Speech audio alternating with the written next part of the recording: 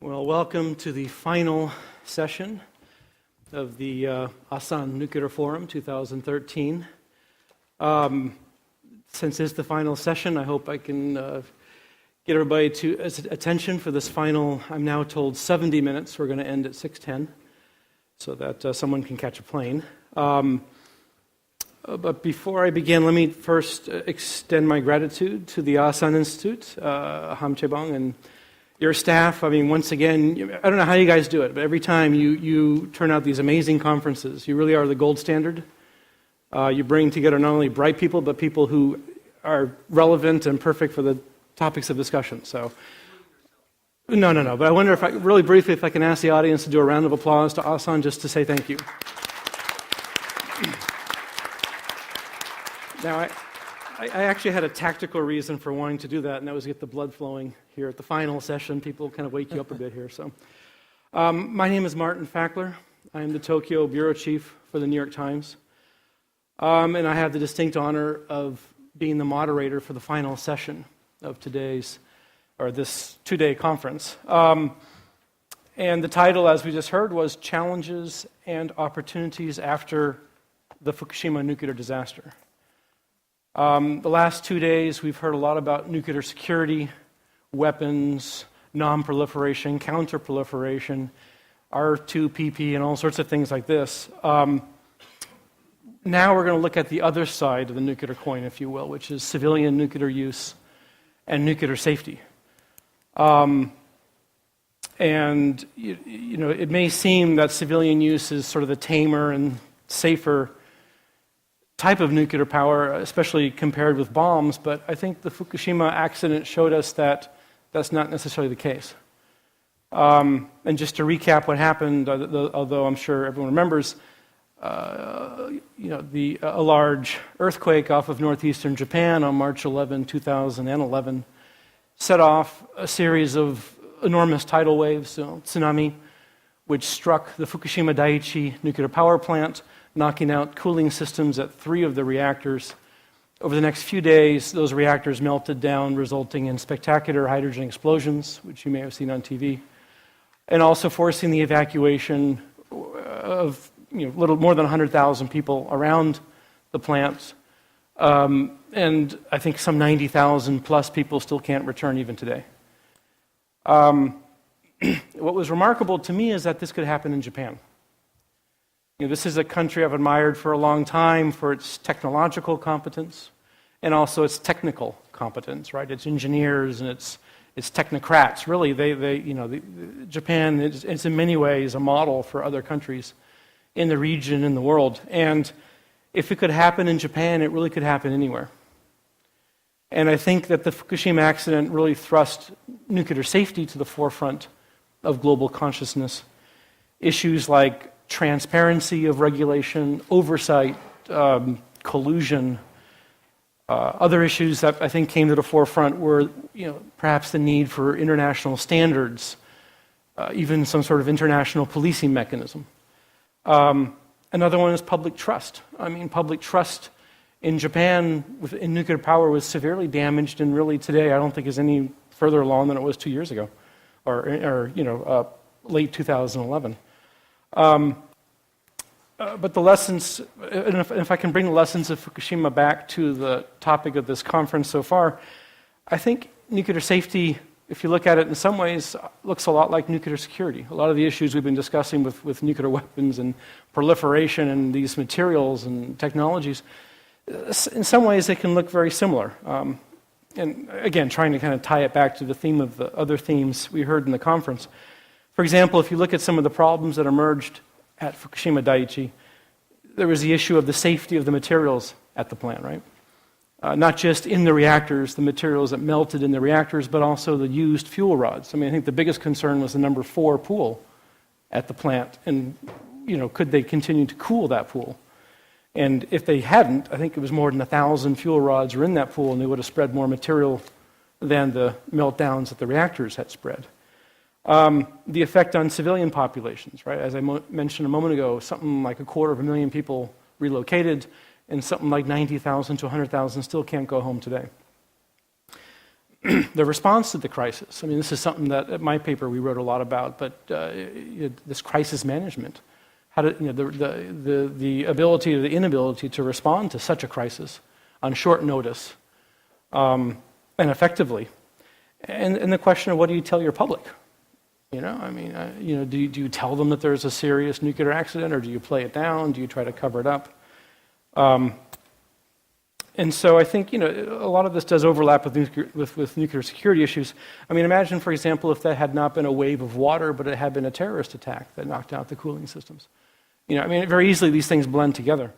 But what I hope to do in this panel today is to talk about the lessons of Fukushima 2 years later. What problems were exposed by the accident? What lessons have we drawn and have we learned from the accident?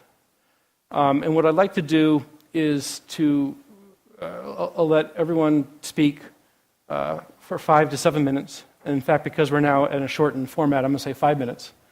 And please forgive me in advance if I enforce 5 minutes, because I do want to get the audience participating, and I want to try to make this as a forgive the use of the word kinetic, a seminar as possible. Get people talking, get people kind of make it into a dialogue.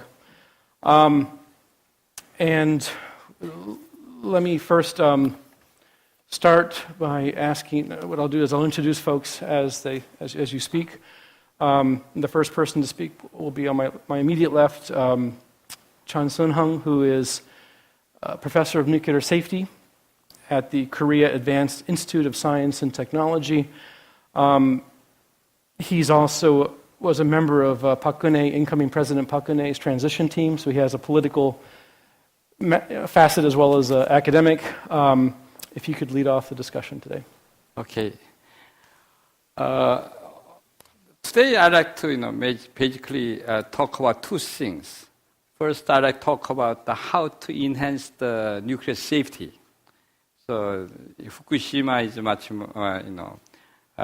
more related nuclear safety. So that's the first topic. And the second one is I'd like to talk about how to enhance the public confidence or public acceptance. First, how concerning the enhancing the nuclear safety, I think the most important thing is in nuclear power plant must ensure take care of the station blackout accident. So whenever tsunami or earthquake happen, the most important thing is in lead to station blackout. If the nuclear power plant, the weakness of the current nuclear power plant is they don't much prepare for the station blackout accident. So because in the major lesson for from Fukushima accident is how to remove the decay heat even after shutdown. Yeah? So to remove the decay heat, you need the pump, or to use the pump, you need the electric power. But actually, in Fukushima, because of tsunami and earthquake, they lost total loss of the electric power. Yeah? So in the future, to cope with the station blackout accident, you must rely on two things.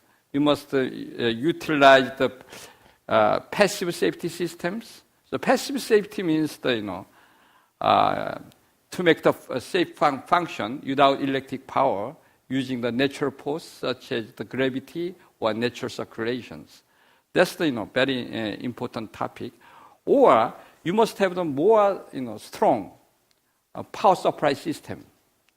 That's the some people propose the strong electric power in the bunker, for example.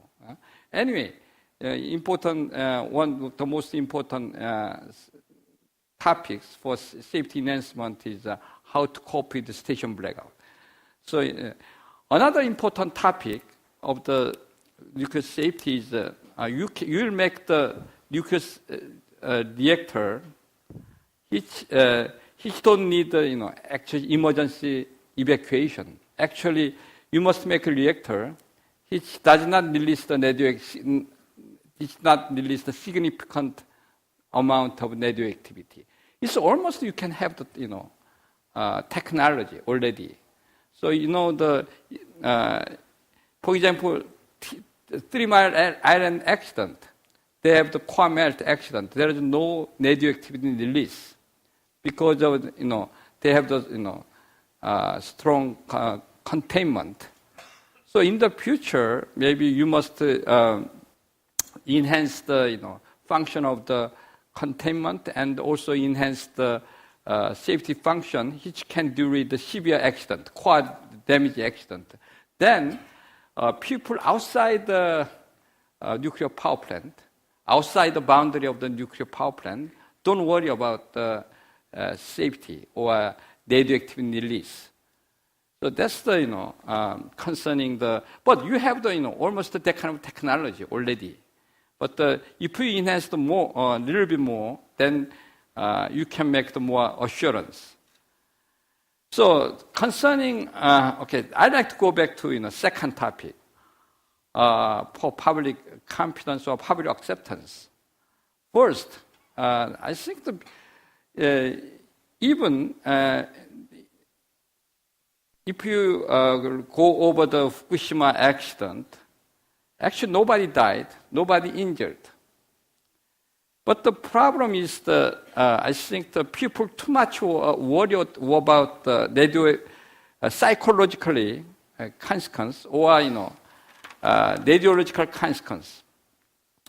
There are many. The most severe damage is almost 110,000 people. Evacuated. That's the largest consequence. But actually, evacuation criteria according to ICRP is between the 20 millisievert to 100 millisievert. But Japan, adopted 20 millisievert. But for example, the health effect of below the 100 millisievert is scientifically there is no study and. You don't have the enough study for the radiological effect for the low-level dose below the 100 millisievert. If you adopt 100 millisievert, then in Japan, in Fukushima, only only 1% of the evacuated people now nearly must be evacuated. Most people can stay at home. So that's the important thing. So you must for the public acceptance, you must go to more study, more research on the low-level dose below the 100 millisievert. Another important things I think is necessity. Yeah, necessity of the nuclear energy again. So as you know, you have the 3 types of energy: nuclear energy, and the fossil energy, and the renewable energy. But the current situation, every energy has some problems.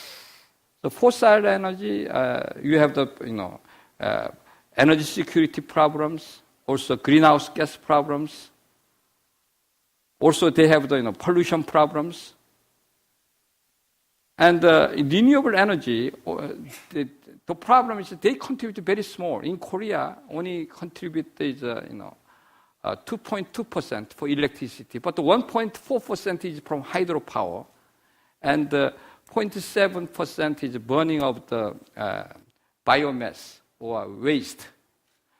Actually, real renewable energy in Korea is about 0.1%. Of the contribution of renewable energy is only 0.1%. So actually, renewable energy, they don't contribute much. So actually, you must make the choice between the nuclear and the fossil energy. But the nuclear energy, in my opinion, relatively speaking. Nuclear is not absolutely safe, not absolutely clean, but relatively is clean and safe, according to more objective study. So if you give the more exact data or more accurate data to the public people, so then you must make the choice. Okay. So you must balance of the energy mix. Okay. That's my Well, thank you very much for Okay. that. Next, we will move to our next speaker, Louis Chavari, who is the Director General of the OECD's Nuclear Energy Agency. And back in your native Spain, you were involved in nuclear safety issues and policy issues with nuclear energy. And if you could take the floor now. Again, I'm going to have to enforce the 5 to 7 minute rule here a bit more harshly, but if I could ask you to observe that rule. Thank you. Yes, first of all, let me join you in thanking the ASAN Institute for organizing this meeting and for inviting the Nuclear Energy Agency of the OECD. Let me give you some ideas very quickly, because I will try to respect the 5 minutes, about the challenges and opportunities. First of all, the Fukushima accident is a very important accident. You remember before the accident, many people were talking about the renaissance of nuclear power. This is not any longer the case, because the Fukushima accident has have a very important impact in all the countries around the world. Regarding the challenges of the accident, I will underline at this moment briefly 2 important things. One is the public opinion.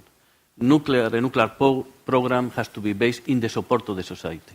So the Fukushima accident has impacted significantly in the trust of the society in the safety system. To respond to that, I think it's very important to reinforce the independent authorities of regulation and safety in all the countries, and to improve also the communication to the public in a transparent way. I think these are the 2 mechanisms.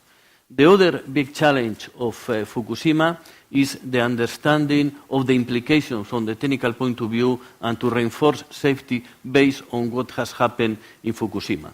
We are working with the regulators of the OECD countries for already 2 years, and we expect to issue a report in June specifically on the technical implications that the Fukushima accident has had. When you evaluate the accident, and this is very important for the safety developments, you have to balance those things without following completely in one of the 2 directions. The Fukushima accident is not like Chernobyl and 3 Mile Island. It was not generating within the station. Is the consequence of a huge seismic event and a tsunami which killed 19,000 people, while radiation has not killed anybody. So this is the origin and the reason for the accident. On the other hand, it is clear that the reaction of the reactor to those circumstances is not acceptable. It's not what we expect from a nuclear power plant. But I think it's important to consider both things to have an objective view of the accident. So regarding the technical part, now we are analyzing what will be the mechanism that the plant has to have in order to react in circumstances like this. We have learned, for example, that Mother Nature can create events much larger than we thought before. This is a fact. We have learned that the plant cannot afford not to have electricity because of a couple of events happening at the same time, and many other things. We will issue a report on that. So this is a clear challenge to understand well Fukushima and to modify the plants. On the other hand, there are, of course, opportunities because, of course, there are countries like Germany and maybe Switzerland and Belgium that have decided to shut down their programs. Maybe Italy will not be launching a new program. But most of the countries will have nuclear power plants, and some new countries consider that nuclear is very important for the future. Why? Because they consider that Fukushima does not question nuclear power. What Fukushima questions is specific sites and specific technologies and criteria in those sites. This is what Fukushima questions, to the point that the regulatory bodies of all the countries make a very quick reaction towards the accident, looking at the safety of all the operating plants, and maybe with a couple of exceptions in Japan, I have to say that no regulatory body stopped the operation of any plant because of Fukushima, because the conditions of Fukushima were not leading in those reactors to be stopped. This doesn't mean that there will not be modifications in those reactors, but are modifications which were not so important as to stop the operation of the plants. So this means that there is a feeling that logically nuclear power can respond to the challenge of accidents like Fukushima and to improve in that direction in the sense of guaranteeing that this kind of accidents will not happen again. I personally think that you will never be able to avoid or to have a zero probability of a core meltdown. What is important is that there is no releases outside of the station. If you remember 3 Mile Island, an accident in 1979, from the technical point of view, is as important as Fukushima because almost half of the core meltdown. However, there was not significant releases. This is a clear concept on what we have to achieve. And logically, there are many countries which, after having had some time to evaluating the accident, they have delayed some of the programs, but they are going to continue with nuclear power.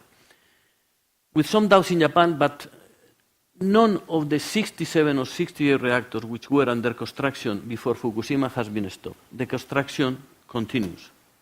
And there are countries which are announcing new reactors. So this means that we think that there has been a clear impact of 3, 4, 5 years in the delay of programs. Chernobyl was more than 20 years of delay. This is not as important as that. So the impact is clear, but we think that nuclear power will be coming back, especially in Asia and in other countries we have a clear need for electricity. But the future of nuclear does not only depend on, logically depends a lot on the safety record and the public acceptance and public perception, but there are many other factors which affect the future of nuclear. The availability of all the resources at what price. Shale gas is a competitor for nuclear power in many areas of the world. Depends on the capacity of organizing the new projects, maintaining budgets and schedules. There are experiments which are not as good as we would like.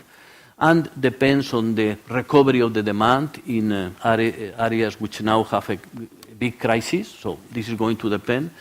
Also, it is very important whether there are or no restrictions to the emissions of CO2 that will affect the framework for the investments. Nuclear is a long-term investment. If you don't have guarantee of how you are going to sell the electricity, you will be reluctant to invest in a very long-term technology. So these kind of things also affect the future of nuclear. But we are convinced that for many countries, not for all, nuclear is going to be an alternative which is going to be used in the future also. Thank you very much. Next speaker is Anton Lopkov, who is the director of the Center for Energy and Security Studies in Moscow. Dr. Lopkov has written extensively on Iran, US, Russia, and many other issues, and so we welcome him today. Thank you, Martin. And first of all, I would like to thank the organizers, the Sun Institute, for inviting me to be a part of this forum. This is a great honor for me. One of the projects we are doing these days, is about prospects of nuclear power in the Middle East after Fukushima. So I would like to share some of our recent findings on this. First of all, 3 points why we do believe that Middle East is important from that point of view as a case study. First, this is an emerging market. And I would like to remind that Iran started operation of its first nuclear power plant in September 2011. And Iran became the first newcomer for the last 15 years, which started operation of the nuclear power plant. UAE started actual construction of its first nuclear power plant last July, and UAE is the first newcomer for the last 27 years, which started construction of its first nuclear power plant. And I would like also mention that Jordan is expected, could announce who will be the general constructor of its nuclear power plant at the first half of this year. Again, due to domestic reasons, it could be postponed or even cancelled, but as of now, there are no official statement on this, no cancellation. Turkey is expected that the necessary license will be granted most likely next year, and Russia start construction of 4 nuclear power plants there. And it is expected, or could be expected, that Saudi Arabia could announce a bid for construction of nuclear power plant quite shortly, and probably Egypt could follow if those turbulent processes which are going on could be at least frozen. So again, those plans which many people believed as paper plans just a few years ago are now being materialized. Second point, Middle East is a vulnerable market for nuclear energy, and partially due to domestic instability, lack of human resources, lack of experience, in some cases even lack of funding. And the third issue why we believe that this is an interesting case to study because nuclear proliferation has been an issue in the region for many years. And this is not only about Iran, Syria, Iraq. Should remind that Israel is still out of NPT. And just imagine, because Israel just recently finalized this pre-feasibility study for nuclear power plant, if Israel in a few years will take a decision to start construction of the nuclear power plant, what the challenge it will be for non-proliferation regime, because we will have to duplicate Indian deal, because Israel will not be able to build its nuclear power plant itself, so it will seek technology abroad, and it will be again a challenge and a big test for the non-proliferation regime for nuclear supplies group. So what impact Fukushima actually has on prospects for nuclear energy development in the region, and with all understanding what kind of negative consequences for public opinion, for some other things the Fukushima accident has. For the Middle East, most of outcomes of the Fukushima are positive. I will mention 4 of them. First, a few small countries gave up their plans. It's Bahrain, it's Kuwait. Kuwait even closed the organization which was responsible for nuclear energy. And I think this is a positive move because for many reasons I quite doubted that those plans which these countries has would be practically implemented. Just about Bahrain. The biggest island of the country, I think 50 to 20 kilometers. I mean, to build nuclear power plant in such a country, this is a huge challenge. So second important outcome of the Fukushima for the region, that some countries review their plans, adjust their plans. And one of the good examples from my point of view is Jordan. Because originally, Jordan plans were quite theoretical. I mean, it was a kind of dream because experts from this country expect that they could use nuclear power plant not only for electricity production, but for desalination and hydrogen production at the same time. I mean, theoretically it sounds good, but from practical point of view, especially for the country which has no experience at all in this field, I mean, it's difficult to implement. So now they adjusted their plans and they plan to use nuclear power plant if the project will be launched. As I mentioned, there are a number of bottlenecks for that, including financial one, by the way. So they will use it for electricity production exclusively.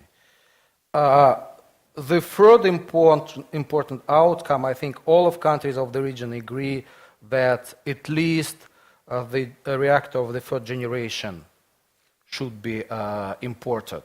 So which means that China, at least for a number of years, is out of race. And again, at least the good news from my point of view that there are no any debates on whether reactors of previous generation could be used in the region. And the final point that, again, people became more realistic about their plans and intentions in the region than they were before, and I think more attention is paid to human capacity building in the region. Because even in Iran, which is which was constructing nuclear power plant Bushehr for about 20 years. Even in Bushehr, these days, most of operators are Russians. And the initial agreement was that Russia will operate the reactor with understanding that the engagement of Iranian specialists will be growing for first 3 years. And recently, at least, I've heard that Iranian experts, not politicians, but experts, demonstrate their interest to keep Russia's experts longer, with understanding how big responsibility it is to operate first nuclear power plant. In UAE, it's a similar situation when there is no local experience. In Jordan, again, if this project will be practically implemented, it is expected that at least for first 5 years, all operators will be from the country which provide the technology. And again, if you plan to build 2 units, you need at least or about 1,000 people who will work there. It's a huge amount of experts to be trained. And for example, in the case of Jordan, as I know, as of now, just 7 specialists are being trained in Russia. If they really start construction, a lot of work to be done here and a lot of investments to be done in this particular area. So again, to speak very generally, most of consequences for the Middle East from the Fukushima crisis are positive. I think people and experts now much more realistic about their plans, intentions, timeline for construction of nuclear power plants than before. There I still have some concerns with this regard. First, most of plans in this region are not realistic at all. And for example, Iran and Saudi Arabia both in this group. In Iran, one of the biggest problems to find an appropriate site, because as of now, just 2 sites was identified there. So all these statements about 23 gigawatts for the next 20 years, it's beyond any reasonable options. And the same case in Saudi Arabia. 17 reactors. I don't think that this is realistic. Dr. Lobkov, can we? Yeah, if I just will finalize, and of course, as I mentioned, this is quite a vulnerable market. So when we assess what prospects of the nuclear power in this region, of course, we should keep in mind the impact of so-called Arab Spring, because it also has its impact on those turbulent processes which are going on in the region. Thank you. Thank you very much. And last but not least, we have Suzuki Tachijiro, who is the Vice Chairman of the Japan Atomic Energy Commission, has been a professor at Keio University and the University of Tokyo, specializing in energy economics. And just on a personal note, if I can say that I've known Suzuki-san now for a few years, and he's the rare, outspoken, critical voice within the Japanese nuclear establishment, and perhaps too outspoken in some cases where I know you got into trouble. So, but I hope you can be outspoken here, and as far as I'm concerned, you're off the record. So, it's off the record? No. But please. Thank you. Let me again also thank the organizer. Also, let me start with my personal remarks about the sincere apology for what happened at Fukushima, and also what the negative impacts of the nuclear accident at Fukushima brought to all the international community. I had a lunch at the Public Confidence Networking lunch. Everybody in the room said public trust has been lost because of the Fukushima accident. I feel very, very strongly responsible for that. I really apologize for this. And we did public trust session in other sessions, so I won't talk about public trust. I have 3 main messages today. First one is that the accident is not completely over yet. We still continue to struggle to to finalize the site management. We still have a spent fuel there we have to take out, and the contaminated water is still there. Every time we have a strong earthquakes, we have to be concerned about it. So this also, as you said, 160,000 people are still away from home. About 80,000 people are forced to evacuate. 80,000 people are voluntarily evacuated. If you meet those people, it is heartbreaking. All these stories are heartbreaking stories.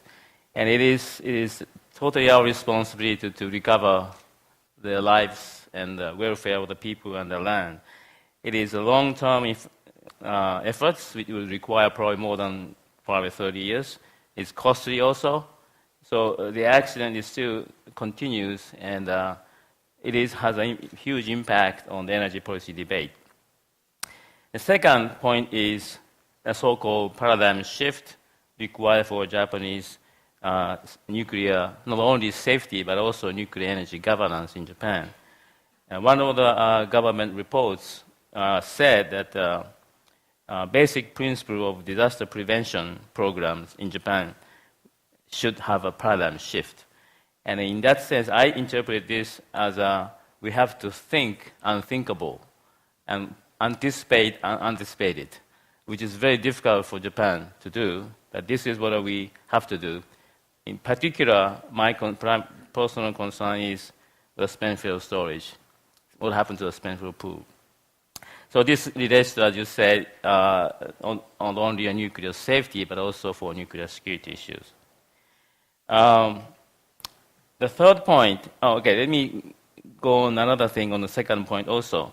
I heard a very good word from Professor An in the public trust session, the so-called resilience engineering, which means that resilience is basically prepare for unanticipated things and also restore the capability to the original state. It's not just the damage control.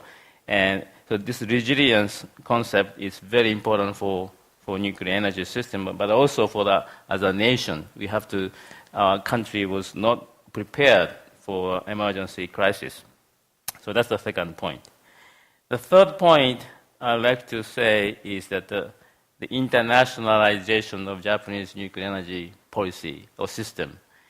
And the accident report, particularly the parliamentary accident report, heavily criticized about the lack of adequate regulatory governance resulted in the Japanese nuclear safety standard has fallen behind the international standards.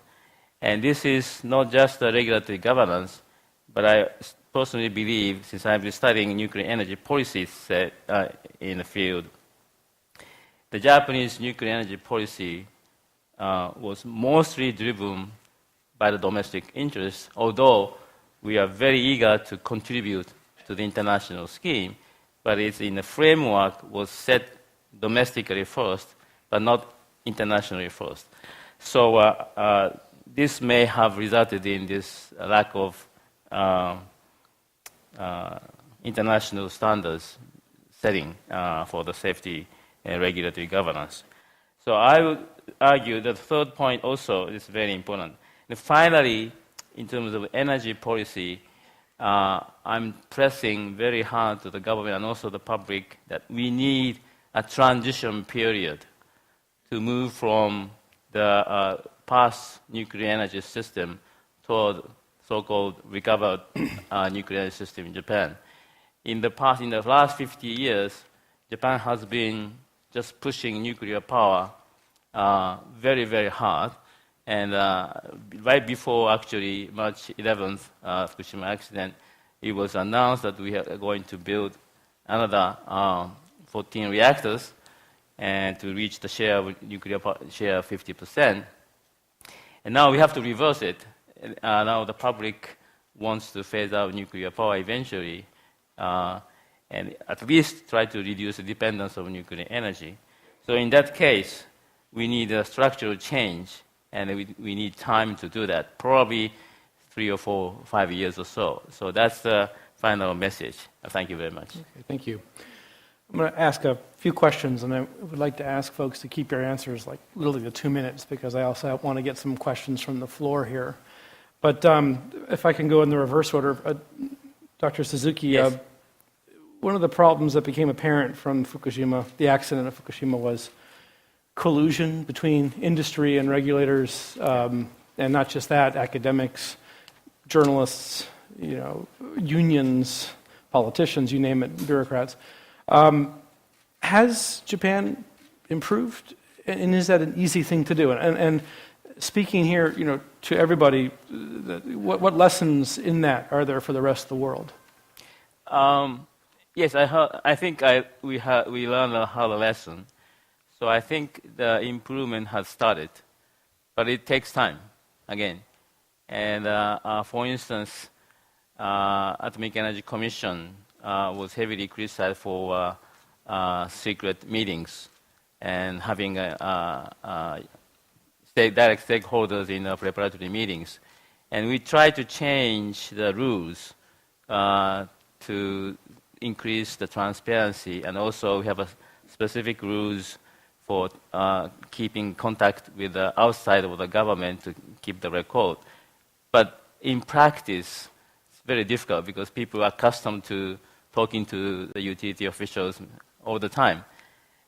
So it probably takes time to make it as a daily life. But people realize that we have to change. So I think the improvement has started. Thank you. If I could ask the next question to Dr. Echevarri. Dr. Suzuki mentioned the internationalization of the nuclear industry in Japan. We saw in that accident that the effects of an accident extend beyond national borders. We also saw that it may even be unreasonable to expect a single nation state to have the know-how to respond to such a disaster, that these disasters are so rare that you may put the system in place and it may be a generation before you use it, if ever. And this would be even more so, I think, the case when we start talking about some of the countries in the Middle East that Mr. Lapkoff was talking about, and then Vietnam and some of these other countries that are looking to develop nuclear industry.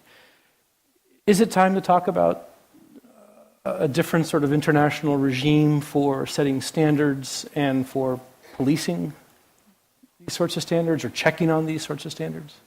No, I think, of course, it's the time to discuss those things, but there are different nuances on different elements. First of all, the responsibility of nuclear safety is national, but it's national because it has to be national, because it has to respond to a legal framework, and internationally it's very difficult to have a legal framework. The only legal element which exists international is the Nuclear Safety Convention. Of course, there is many discussions, and there have been already meetings, and there is a big meeting next year. There are many discussions on how to reinforce the Nuclear Safety Convention to establish more mandatory requirements on the countries, on the one hand. So there are steps in that direction. But that is relatively limited because, as I say, it will be very difficult to have a convention with a lot of requirements, because that would imply an international authority. An international authority brings up many other considerations which are not necessarily positive for nuclear safety. Because if it's already difficult from Washington, Tokyo, Madrid, or Paris, control the nuclear power plants of a plant, imagine from a central point in the world to control the safety of all the plants. That's very difficult. So what we are advancing is a system in which there is a very deep cooperation between the regulatory bodies and the technical institutions in order to bring lessons together and to come with the solutions for the problems. In fact, we are very active on that. The IAEA in Vienna is also very active on that. And I can tell you that for new reactors, this is already the situation now. We launched, and we are the technical secretariat of a project called MDP, Multinational Design Evaluation Program, in which the regulators of the new reactors which are in the marketplace and meeting together in order to have the same safety criteria for those reactors. But for the existing reactor, it's much more complex, and I think that the peer pressure is the only mechanism we can have, really, apart from the Nuclear Safety Convention, to have, let's say, an improvement on the situation. But you are very right. There is always a risk of that some regulatory bodies are weak. And I think it's the international community responsible for putting peer pressure on those countries. And also the vendors of the technology are very responsible, and the government behind those vendors, to make sure that they don't sell reactors to countries we don't have the appropriate infrastructure. Dr. Lopkov, you were talking about countries in the Middle East acquiring nuclear reactors. We saw in Japan a developed country and a very technically proficient country that was unable to respond to crisis management effectively, had all sorts of regulatory issues that came to light because of the accident, lack of transparency. In some of these countries that we're talking about globally that are interested in acquiring nuclear capabilities, civilian capabilities, these are not democracies, these are not countries with a lot of transparency, and you're giving some of the numbers, 7 people from Jordan, et cetera, maybe not a lot of expertise. I mean, should we be concerned here? I mean, how do we, is there a way to keep nuclear power safe in the hands of these sorts of countries? This is a good question, I think. First of all, most likely we could not prevent this country from construction of nuclear power plant because they are going to the market and organize bids. But the good news from that point of view, that most of countries are interested to have foreign operators at least for a certain period of time because they don't have their own experience. And I already made an example of Iran. Again, with all this political rhetoric at the political level that we would like to be independent, people at the technical level within the Atomic Energy Organization recognize how important to have experience in this field is. And another example, even these days, training of Iranian specialists continues, both in Russia and in Iran. Again, there are other examples. So I do concern, and my, for example, special concern about Saudi Arabia, because what I've got from Riyadh, that I'm not sure that people in the leadership, when they launch this initiative about 17 reactors, well understand what consequences and kind of responsibility they will have if this project will be implemented. Because in the past we knew that sometimes Saudi Arabia bought state-of-the-art weaponry which were never operational, never used. So they just stored them, eat it, and that's it. And you could not do the same with regard to nuclear reactor. If you operated it for months, you will have to take care of that for years. And they don't have any expertise domestically. So I do have some concern. This is why it's quite important to be sure that country well prepared and that the supply of technology will be heavily engaged in operation at least for a certain period of time. Thank you. Dr. Zhang, I say this at great personal risk perhaps because I'm in Korea, but Korea in many cases follows the Japanese model.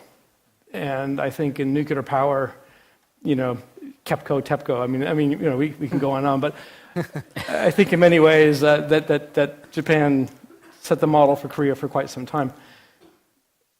Looking at the Korean nuclear industry from that perspective, what was the lesson of Fukushima for Korea, particularly in light of the problems with collusion between industry and regulator and these sorts of issues that came up in Japan?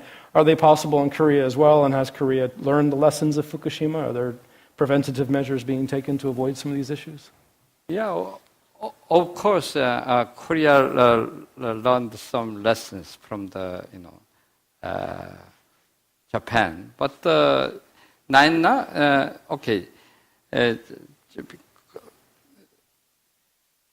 Korea, the nuclear reactor is a little bit different from the Japanese nuclear reactor first. But the most different thing is the reactor type. So Korea have the more pressurized water reactors. And Japan have PWR, boiling water reactors. But pressurized water reactor has more capability to deal with the severe accident.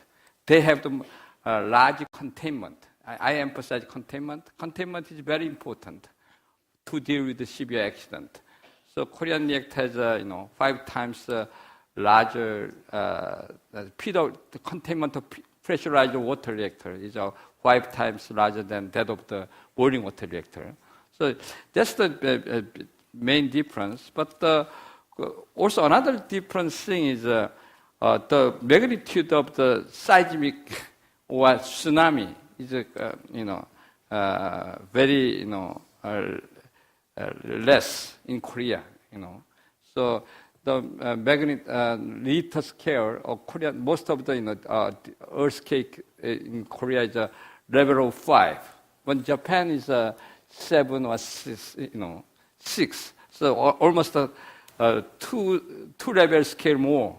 That's the difference. But in the future, now you learned from the Japanese lesson, the importance of knowledge is very important.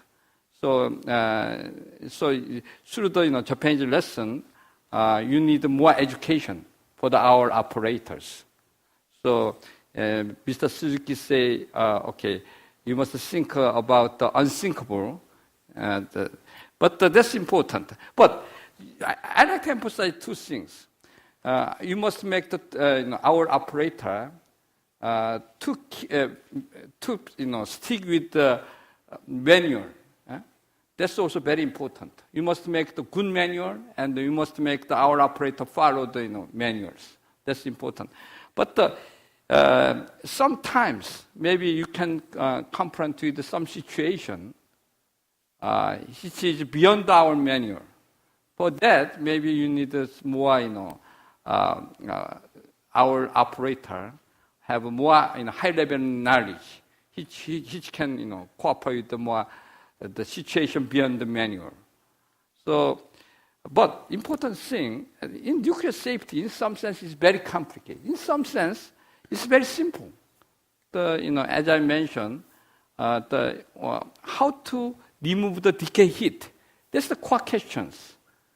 So if in Japan, maybe if they remove the decay heat, even in case of the tsunami or, then there's no quantum accident, no severe accident. So in some sense, the nuclear reactor safety is very simple. Some sense it's very complicated because they have many systems, complicated system.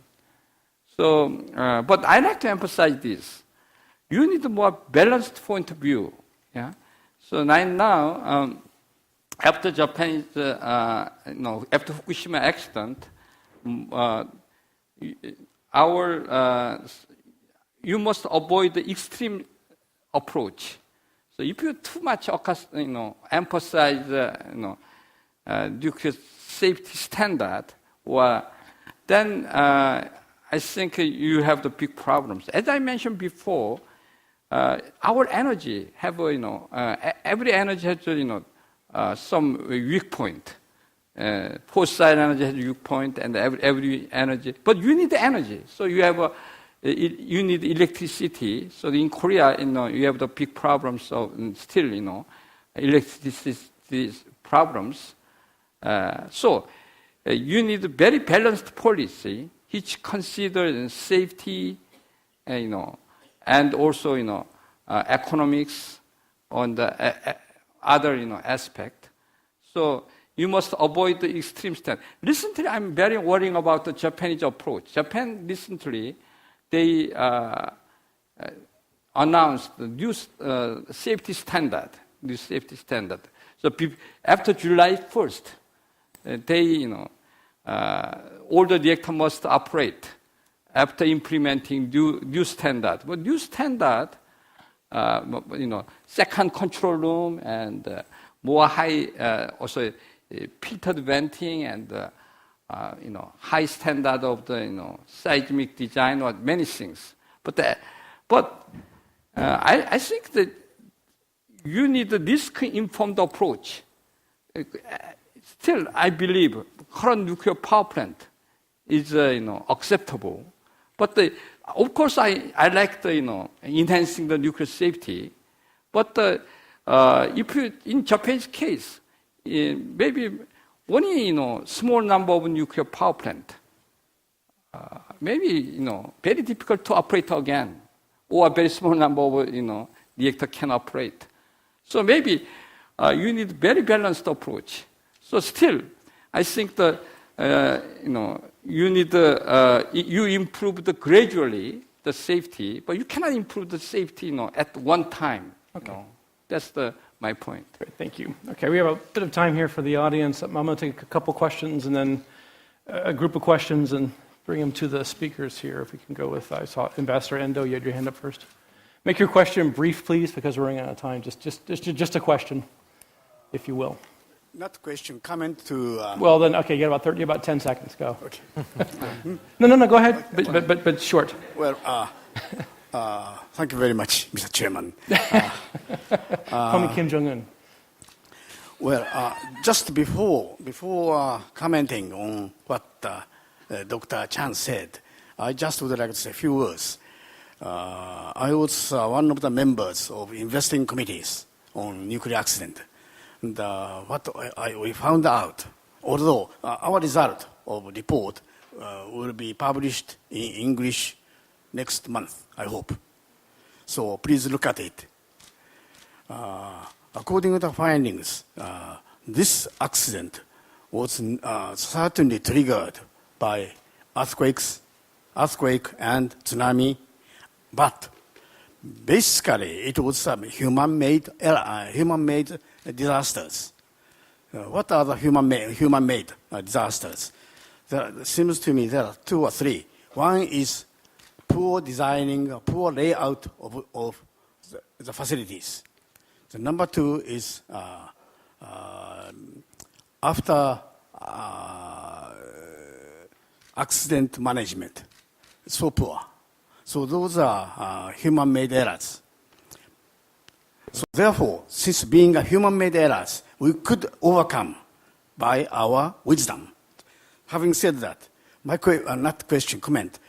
Certainly, Doctor, as you said, Japanese people are overly influenced by, as for low dose of radioactivities, so much overly influenced by no threshold linear theory. In other words, their idea is the lower the better, but not necessarily so as for lower dose. So then secondly... Wrap it up real quick here. Okay, let's admit. Secondly, under the previous government of Japan, reflecting very strong anti-nuclear, the government took zero nuclear policy by the time of 2030s. But after the change of the government, new government is now looking at that policy anew. So we expect, as you said, best mix of renewables, fossil fuels, and nuclear will be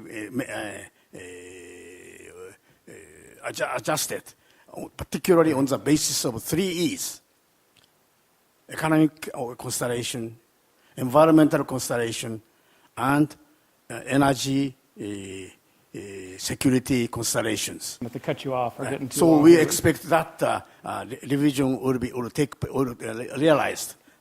Okay, So thank you. that's my policy. Thank you, Ambassador. That's And I'm sorry what I to- want to say to your comment. Thank you. No, I'm sorry we can't have more time, but thank you for your very valuable question or insight. You want to do, and if I could ask you again, make it into a question. And Pierce. Thank you for Martin, and thank you for Dr. Ham. Chodan University Professor Moon. I specialize in disaster management law and crisis management law. I think that nuclear power plants and nuclear electric is electric charge and electric cost that is social welfare. Nuclear power plant, nuclear electric is social welfare. I think that. Is this a question or a comment? Or? I suggest. Okay, good. Thank you. But and I wish we had more time. Thank you. Pierce?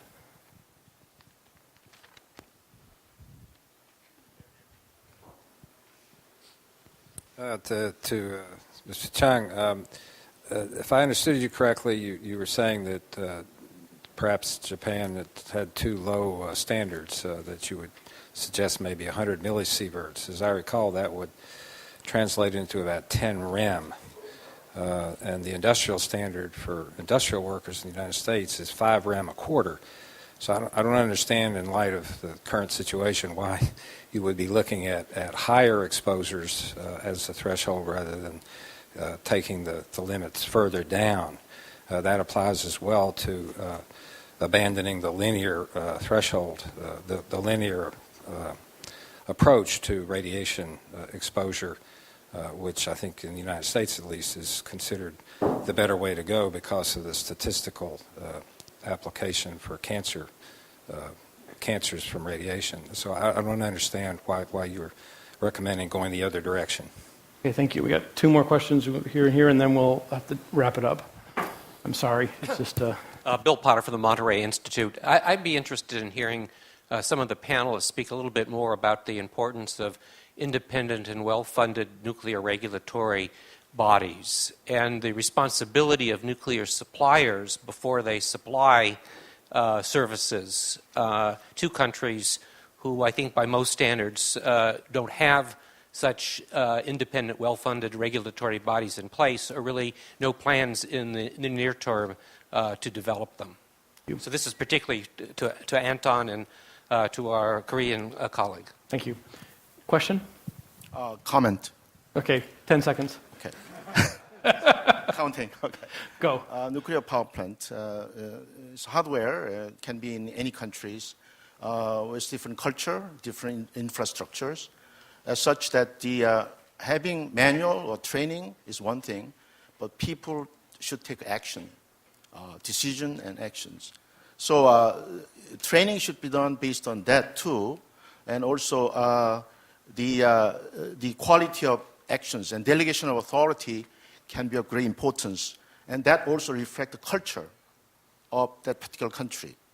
So that should be addressed more clearly, and then having that done, I think we'll have a safer system. I think that's a good point, because it's not a one-size-fits-all thing, right? I mean, if we prepare ourselves for another tsunami, what's going to happen next won't be a tsunami. It'll be something completely unexpected. So, if I can ask each member to speak for 1 minute and try to answer the questions or wrap up in any way, you're free to speak. But you got 1 minute each, and let me go in the opposite order. Dr. Suzuki, since you've been kind enough to be our punching bag on Japan. There was no question to me, so I just want to thank you very much for inviting me to here, and I appreciate the opportunity to share my personal remarks with all of you. Thank you very much. Okay. You want to respond to any of these? No? Okay. Bill, on your question, I think this is a problem, for example, in the case of Vietnam, because lack of regulatory independent body, lack of experience, delay actual start of the project. And people recognize that it does not mean, that people, for example, in Hanoi are not interested in that. It just takes time. So, and since my understanding that there is no standard here, and how we will guess what means well-funded, what the standard is. And you know that Russian government has its own vision what independent regulatory body means. It makes things quite complicated. But again, there is recognition that this is quite important, and even there are some practical examples which I mentioned when lack of such independent body organization, regulatory one, delay actual start of the nuclear power plant construction. Thank you. And Dr. Javari? Well, let me respond to that challenge saying that the biggest accidents have happened in very mature countries like Japan, as we have seen, United States, or Ukraine, Russia. So that's the reality, on the one hand. On the other hand, I think the question is extremely important because we have to balance 2 things. The fact that we cannot discriminate any country has the right to have civil uses of nuclear power for the benefit of the society. with the fact that some countries are not prepared for having a safety infrastructure for that. So I think that balance is very important, because if you don't do it in the right way, it seems that you are discriminating some countries.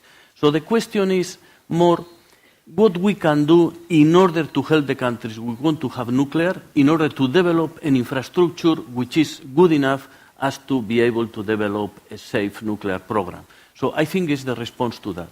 But I said in my intervention before that there is some responsibility in the vendors. Those countries don't have their own technology, so when governments help the vendors in marketing the plants in some countries, at the same time they should establish a program in order to help those countries to have an appropriate safe infrastructure. Okay. This is what I would say. Dr. Jung, we got like literally 1 minute for you to talk about millisieverts here.